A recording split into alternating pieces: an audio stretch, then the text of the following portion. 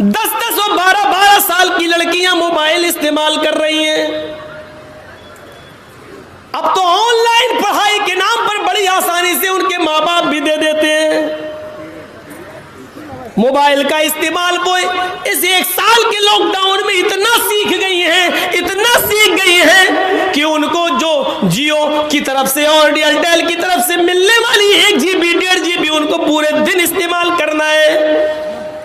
پھر رات کی تاریکی اور اندھیرے میں ماں باپ جب سو جاتے ہیں تب آپ کی بیٹی پڑھنے کے بہانے الگ روم میں جاتی ہے اور پھر وہ کیا کیا دیکھا جا رہا ہے وہ سب بتانے کی ضرورت نہیں ہے. آج صورتحال یہ ہو چکی ہے کہ مہاراشٹر کے ناگپور کے اندر باقاعدہ یہ میٹنگیں ہو چکی ہیں کہ کس طریقے سے مسلمانوں کی لڑکیوں کو اپنے گھر کی بہو بنایا جائے. کالجز میں آفسوں میں ویکینسی کے نام پر کتنی جگہ خالی ہے لیڈیز کی اور الپ سنکھیک لوگوں کے لیے.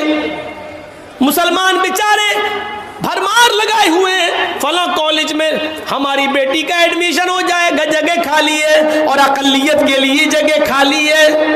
اقلیت کے لیے فارم بھرتے ہیں, لڑکے جا رہے ہیں تو ان کو کہا جا رہا جگہ فل ہو گئی, لڑکیاں جا رہی ہیں تو ان کو فوراً ایڈمیشن مل رہا ہے. پھر جہاں آگ اور پیٹرول ایک جگہ پڑھیں گے ایک جگہ ہوگا, ظاہر بات ہے پھر ماں باپ بھی نہیں روک پائیں گے. اور کتنی کورٹ میرجیں ہو رہی ہیں مہاراشٹر کے اندر, آپ کچھ نہیں کر سکتے کیونکہ آپ کی بیٹی 18 سال سے اوپر کی ہو چکی ہے اور کورٹ یہ کہہ کر نکاح کر رہا ہے کہ لڑکی کو پوری آزادی ہے اپنا ہم سفر چننے کی. میرے بھائیوں یہ سب کچھ اسی موبائل کی دین ہے.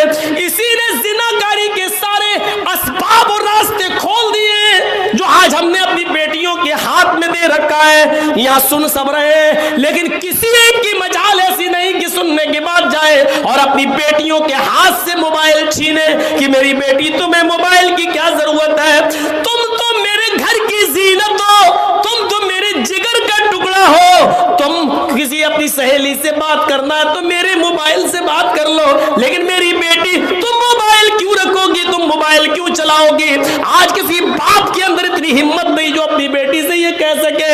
اللہ کے رسول نے بھوشیہ کی باتیں بتا دی اور یہاں تک بتا دیا نساء کاسیات عاریات ممیلات ومائلات. او لوگوں ایک ایسا زمانہ آ جائے گا تم اپنی آنکھوں سے دیکھو گے عورتیں لڑکیوں کو کہ تم دیکھو گے کہ وہ کپڑے تو پہنے ہوئے ہوں گی, ان کے جسموں پر کپڑے تو ہوں گے عاریات, لیکن کپڑا پہننے کے باوجود بھی وہ ننگی ہوں گی, کپڑا پہننے کے باوجود بھی بوریاں ہوں گی, کپڑا پہننے کے باوجود ان کے جسم نمایاں ہوں گے.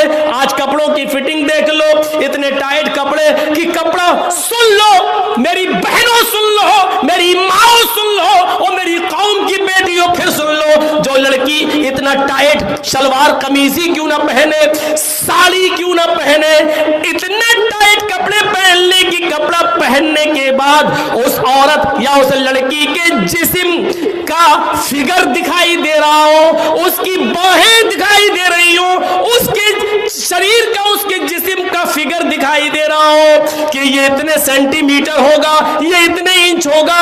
یہ ساری چیزیں اگر نمایاں ہو رہی ہوں تو وہ جسم چاہے کتنا ڈھکا ہوا ہو یہ ننگے میں شمار ہے, یہ عوریاں میں شمار ہے, یہ بڑھانا پن میں شمار ہے. اللہ کے نبی نے ایسی عورتوں کے لیے کہا ہے عاریات کاسیات, کپڑے تو پہنے ہوئے ہوں گی, عاریات لیکن ننگی کہلائی جائیں گی. دنیا فیشن پرست کہے, آج کی میڈیا فیشن کہے, تم اس کو یہ کہو کہ آج کل کا فیشن ہے, لیکن محمد رسول اللہ کی شریعت میں ان کو ننگا کہا جائے گا. وہ عاریات ہے, وہ برہنہ ہے, وہ ننگی ہے.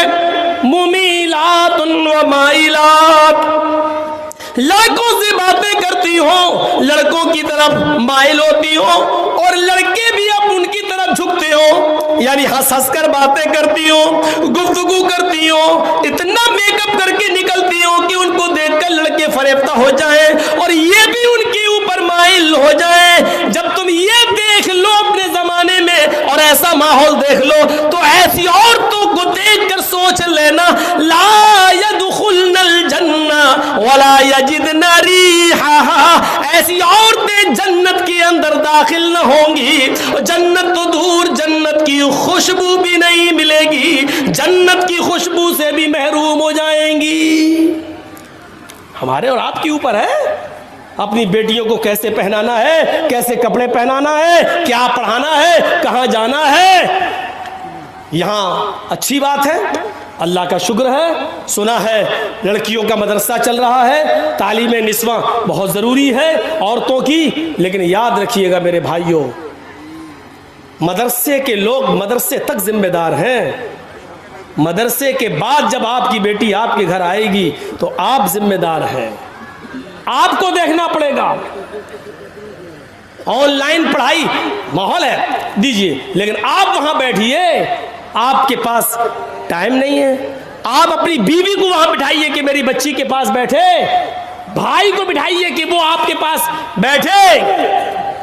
1 گھنٹہ 2 گھنٹہ کمرے میں بند ہو کر وہ پڑھ رہی ہے آن لائن, اور 2 گھنٹے کے بعد پھر پڑھائی ختم, پھر ہاں تھوڑا سا کام کر رہی ہوں. اب کیا کام کر رہی, میں یہ نہیں کہہ رہا ہوں بدگمانی کریے, لیکن یہ دروازے ہیں, دروازے, چور دروازے, چور.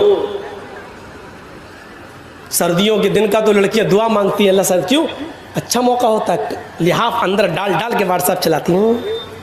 کون دیکھ رہا ہے, سردی ہے, ہماری بیٹی سو رہی ہے اور پتہ چلا کہ اندر موبائل چل رہا, واٹس ایپ چل رہا ہے, گفتگو چل رہی ہے. ان چیزوں نے دروازے کھولے.